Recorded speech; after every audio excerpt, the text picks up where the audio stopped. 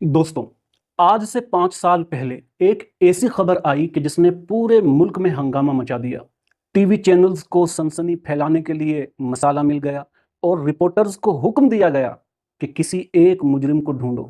फिर क्या था, एक मुजरिम को तलाश किया गया और फिर उसकी किरदार कुशी यानी कैरेक्टर असैसिनेशन शुरू हो गई। मैं आपको थोड़ा 5 साल पीछे लेकर के चलता हूँ। मार्च का महीना था और 22 मार्च वही दिन था जब लॉकडाउन का ऐलान हुआ। पूरे मुल्क में लोग थालियां बजा रहे थे, घंटियां बजा रहे थे और इस सब के बीच में लॉकडाउन की शुरुआत हो चुकी थी। फिर 14 जून 2020 को एक धमाकेदार खबर आती है, सुशांत सिंह राजपूत ने खुदकुशी कर ली। लेकिन उससे पहले कुछ ऐसे बड़े वाकयात हो चुके थे कि जिन पर ध्यान देना जरूरी है ताकि हम समझ सकें कि मीडिया ने वो पूरा का पूरा ड्रामा आखिर क्रिएट क्यों किया था। आपको याद होगा, बांद्रा में लॉकडाउन के दौरान अचानक एक दिन बहुत ज्यादा भीड़ जमा हो गई।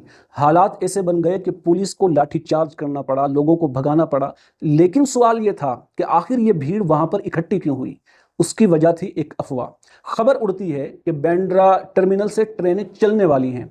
बस फिर क्या था, हजारों लोग वहां पहुंच गए क्योंकि कोविड की मार लोगों पर इतनी खतरनाक थी कि कोई भी उम्मीद की किरण देखकर लपक पड़ता था। गरीब आदमी सबसे ज्यादा उससे मुतासिर थे। नौकरियां खत्म हो रही थीं, किराया भरने के लिए पैसे नहीं थे, घरों में उनके राशन खत्म हो रहा था। इसी दौरान जब इन लोगों को पता चला कि ट्रेनें नहीं खुल रही हैं, तब सब्र का दामन टूटने लगा। खास तौर पर उत्तर प्रदेश और बिहार से जो मजदूर आए थे, जो महाराष्ट्र में काम करते थे, कोई सिक्योरिटी गार्ड था, कोई सफाई कर्मचारी थे, कोई फैक्ट्री में वर्कर थे, उनके अंदर की बर्दाश्त खत्म होने लगी। और फिर वही हुआ जो उस वक्त सबसे ज्यादा खौफनाक था कि ये मजदूर पैदल निकल पड़े। मुंबई से नासिक हाईवे, फिर वहां से यूपी और बिहार तक, सख्त धूप, भूखे प्यासे, पूरे खानदान के साथ।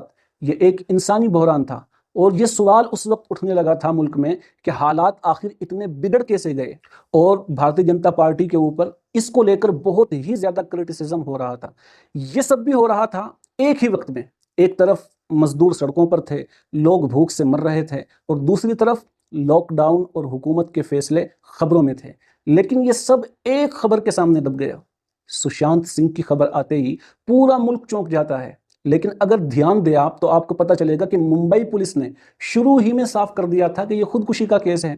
लेकिन सवाल यह था उस वक्त कि 34 साल का एक उभरता हुआ सितारा, जिसका कैरियर अच्छा चल रहा था, अचानक क्यों अपनी जान लेता है। और इसी एक सवाल का फायदा उठाया था मीडिया ने। और सबसे ज्यादा चौंकाने वाली बात यह थी कि उससे कुछ दिन पहले सुशांत सिंह की मैनेजर दिशा सालियान ने भी खुदकुशी की थी। तब किसी ने शोर नहीं मचाया। लेकिन जैसे ही सुशांत सिंह राजपूत की मौत की खबर आती है, पूरा नैरेटिव बदल दिया जाता है। यहाँ पर भारतीय जनता पार्टी के कुछ पॉलिटिशियन मैदान में आते हैं। महाराष्ट्र के नीतीश राणे जैसे लीडर्स ने इल्जामात लगाने शुरू कर दिए। उन्होंने कहा कि सुशांत सिंह की मौत खुदकुशी नहीं बल्कि एक कत्ल है।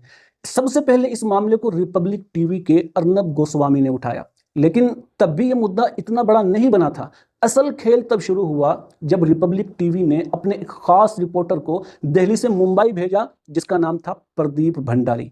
अब प्रदीप भंडारी ने जो तमाशा लगाया, यकीन जानिए उसका एक अलग ही लेवल था। मुझे पक्का यकीन है कि अगर आज वो अपनी वीडियोस को देखते होंगे तो वो शर्म के मारे अपने आप से नजरें नहीं मिला पाते होंगे, क्योंकि उन्होंने जो ड्रामा लगाया उसका लेवल अल्ट्रा क्लास था।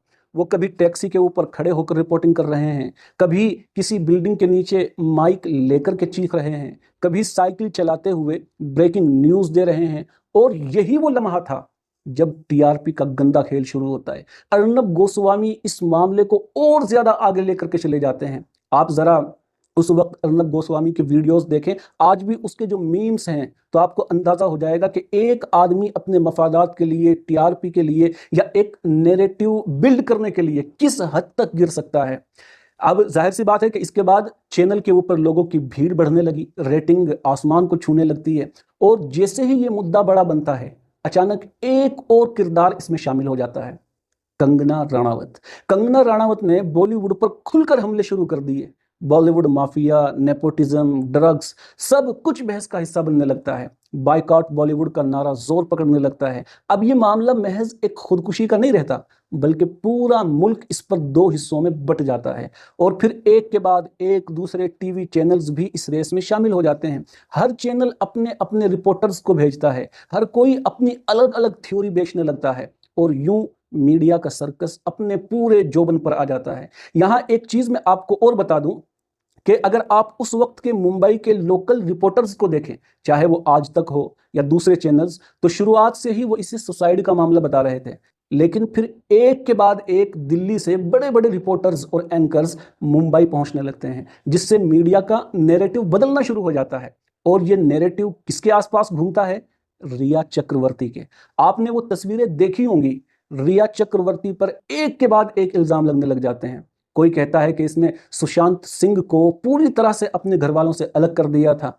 फिर काले जादू की कहानियां आती हैं। यहां तक कहा गया कि रिया चक्रवर्ती ब्लैक मैजिक करती है। उस वक्त मीडिया को एक चुड़ैल चाहिए थी और रिया को वही बना दिया गया। दिन रात टीवी चैनल्स के कैमरों की रोशनी उसके घर पर पड़ रही थी। यहां तक कि जोमेटो वाला खाना लेकर भी आता था ना, तो मीडिया उस पर लपक पड़ता था कि ये खाना कहाँ जा रहा है। जबकि वो जोमेटो वाला, अगर आप वीडियो देखें तो आपको नजर आएगा कि वो जो डिलीवरी बॉय था जोमेटो वाला, वो बार बार कह रहा था कि भाई मैं रिया चक्रवर्ती के लिए खाना लेकर नहीं आया, मैं कहीं और आया हूं। लेकिन इसके बावजूद भी पूरी बेशर्मी के साथ हमारा मीडिया उसको घेर कर सवाल जवाब कर रहा था। आप जरा जाकर देखिए वो वीडियो और आपको अंदाजा हो जाएगा कि क्या हो रहा था उस वक्त।